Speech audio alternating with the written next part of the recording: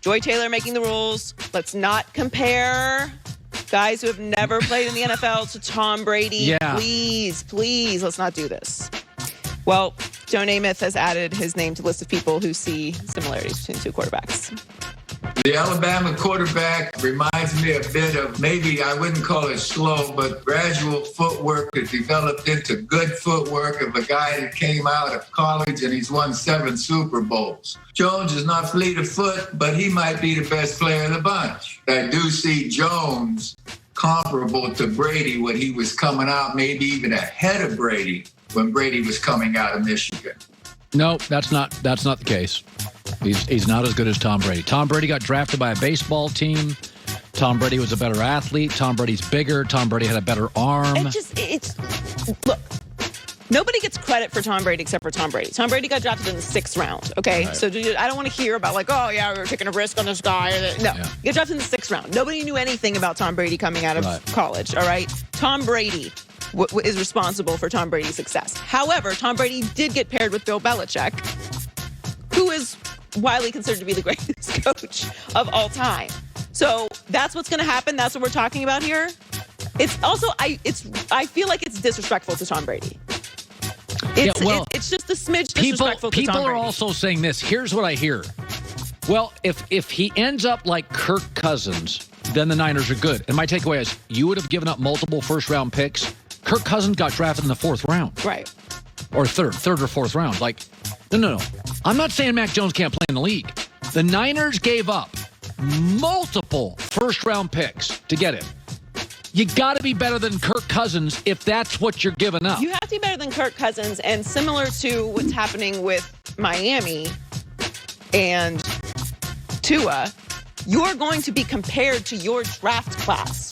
So Tua is going to be evaluated on the level of Herbert and Burrow. And he looks awful compared to them. Okay, now, and similarly, you're going to be compared to the draft classes after you as well, like one before, one after. You're usually in that, bunch, right? But let's stick it to that draft class. So Mac Jones is going to be compared to Trevor Lawrence, Zach Wilson, Trey Lance, and Justin Fields. They're all going to be evaluated against each other. And at the 3rd pick, you had your choice of 3. Listen, if you want to drive a Kia, go ahead. But you can't pay $100,000 for a Kia. If you want to draft Mac Jones, fine. You can't give up multiple firsts to draft Mac Jones. That's my takeaway. I mean, if he ends up being Tom Brady, sure. Give up the stadium. But why are we comparing anyone? Can we just not compare anyone? There's just a couple players we should just keep out. 2 or 3. Let's not compare anyone to Montana. Let's not compare anyone to Tom Brady. Let's just not do that. Right. It's very unfair. I feel like it's a little disrespectful to them, and it's really unfair to the player. We're holding Mac Jones that he's supposed to be Tom Brady now. Yeah, it's insane. Joy with the news. Well, that's the news. And thanks for stopping. By the way, the Herd Line I was News. talking about Headline News. We're so easily swayed in the media. You give us a great interview, we're like, whatever you want. We're like the heart eye emoji. It was a great Dak story too. I love that Dak story. Yep. Well, Chris Paul is now on 5th in the NBA's all-time assist list. He recorded 13 assists last night against Bucks for 10,145 in his career. That moved him ahead of Magic Johnson. So he now only trails John Stockton, Jason Kidd, Steve Nash, and Mark Jackson. Okay, and here's what's amazing about this. He's moved around to a bunch of teams. Right. So he's had to have different coaches. He's had to have different systems. He's rarely played with a star. Right. For long term. So this isn't Magic who gets Kareem and Worthy. No. Chris Paul's bounced around on terrible teams where they don't have a dominant scorer. Like Stockton got Malone for 15 years. Magic gets Kareem and Worthy.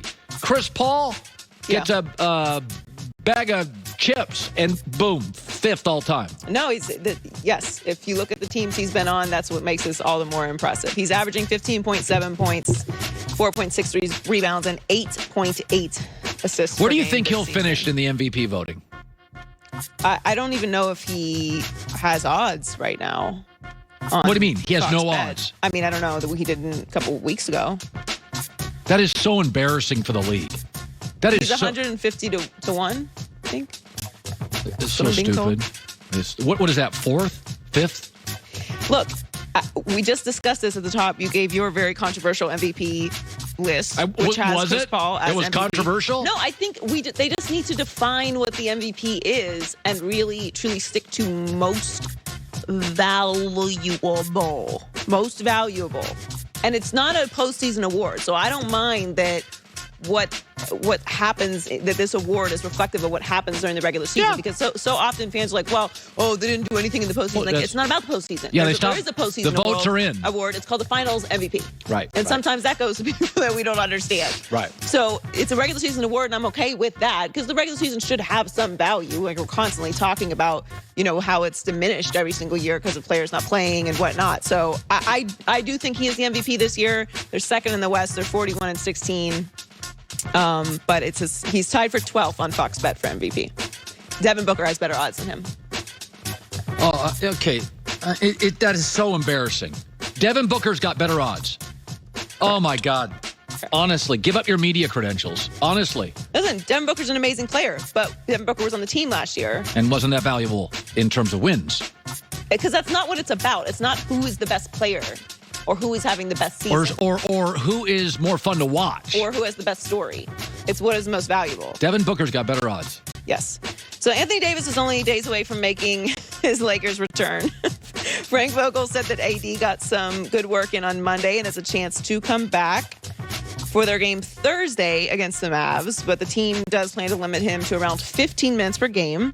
LeBron is still reportedly weeks away from returning. Vogel said he's progressed to some light work on the court. They lost to the Jazz 111-97 last night in what was not a very competitive game. They are 14-16 since AD got hurt in February and 7-9 without AD and LeBron. They have 14 games left in the regular season. They've done a good job to tread water. They beat the crappy teams. They're hit and miss against the middle, and they can't beat the good teams. And that's what you are with that. By the way, though, that's what a starless team, that's pretty good for a starless team. I think it's actually quite impressive. Yeah. I mean, I don't know what other team you take their two best players, and their two best players are LeBron and AD, by the way. Well, the only one would be the Nets. Who are capable of, like LeBron, not necessarily AD, but LeBron is capable of elevating an average squad to a higher level.